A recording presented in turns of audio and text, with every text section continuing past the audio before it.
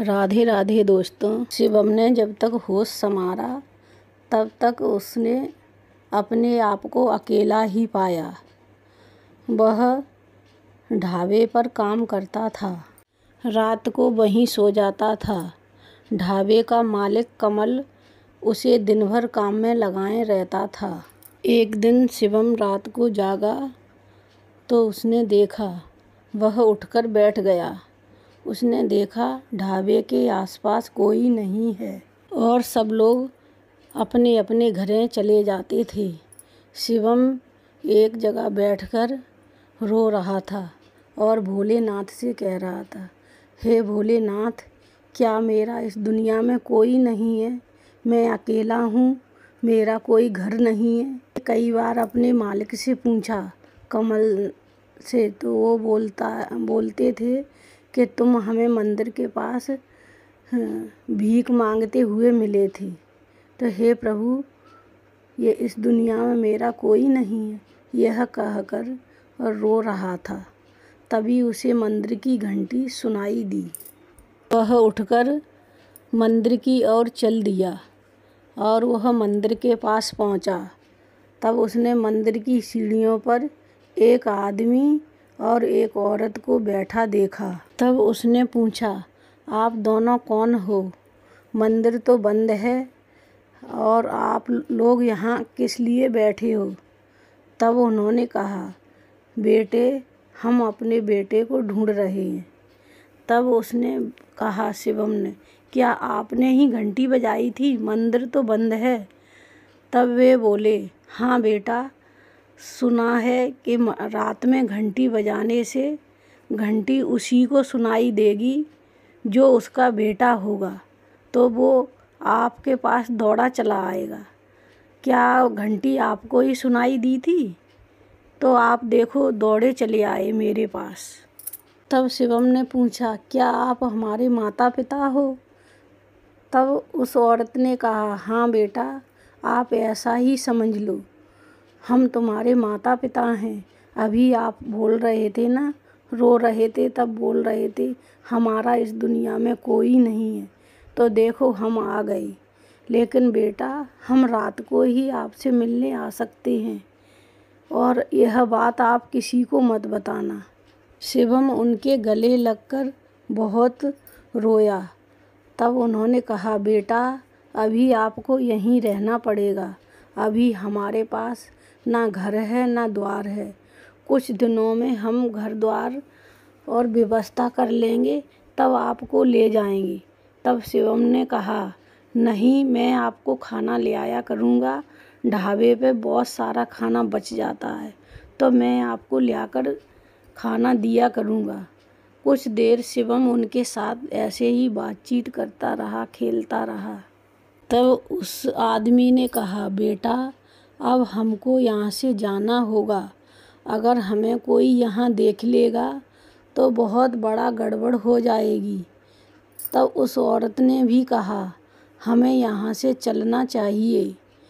तब शिवम ने कहा, अब आप कब आओगे? तब उन्होंने कहा, हम रोज़ रात को आपसे मिलने आया करेंगे। आप हमारा यहीं इंतज़ार करना और घंटी की आवाज़ सुनाई दे तब आप यहीं पर हमारे पास आ जाया करना। वहाँ से विदा लेकर अपने घर के लिए चल दिया। शिवम वहाँ से चल देता है और पीछे मुड़कर देखता है तो वहाँ पर कोई दिखाई नहीं देता है। अगले दिन शिवम अपने होटल से, ढाबे से खाना का टिफ़िन लेकर आता है और जैसे ही घंटी की आवाज़ सुनाई दी, शिवम वहीं पहुँच गया, उसी जगह पर जहाँ कल मिला था। और शिवम ने कहा, आप दोनों भूखे हो गए, खाना खा लीजिए। शिवम ने कहा, मैं आपके लिए खाना लेकर आया हूँ। तब माँ ने कहा, रख दो बेटा, हम खा लेंगे। तब शिवम ने कहा, मैं आपकी गोदी में सोना चाहता हूँ। तो शिवम माँ की गोदी में सर रखकर सो गया। माँ उसके सर पे अपने हाथ फेरती रही। शिवम की जब आँख खुली तो उसे ढाबे का मालिक डांट रहा था, अरे वह उठ, कुछ सुबह से कुछ काम नहीं करना है? कब से सो रहा है पड़ा पड़ा? उस ढाबे के मालिक ने कहा, चल उठ काम कर। तब शिवम ने कहा, मैं अपने माता पिता को ढूंढ रहा हूँ। मैं अपनी माँ की गोदी में सोया था। मैं यहाँ कैसे आ गया? तब ढाबे के मालिक ने कहा, अरे तू मुझे मंदिर के पास भीख मांगता हुआ मिला। तेरे माता पिता कहाँ से आ गए? शिवम मालिक से कुछ नहीं कहता है और काम में लग जाता है। लेकिन आज उसे बहुत बुरा लगा। उसके माता पिता उसे ढाबे पर छोड़ गए। गुस्से में मंदिर पहुंच जाता है। वहाँ कोई नहीं था। बैठकर इंतजार करता है। तब वे दोनों वहाँ आ जाते हैं। शिवम उनसे कहता है, आप दोनों बहुत खराब हैं। आप अपने बेटे को साथ नहीं रख सकते। आप हमें वहाँ छोड़कर आ गए। तब शिवम ने कहा, हमें कुछ पता नहीं, हमें तुम्हारे साथ ही रहना है। तब उसमें उसकी माँ बोली, हमें पता है बेटा, आज ढाबे वाले ने आपको बहुत डांटा।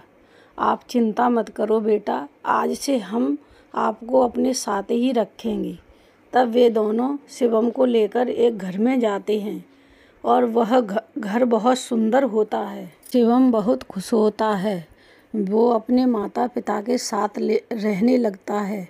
माता पिता उसे छोड़कर चले जाते हैं।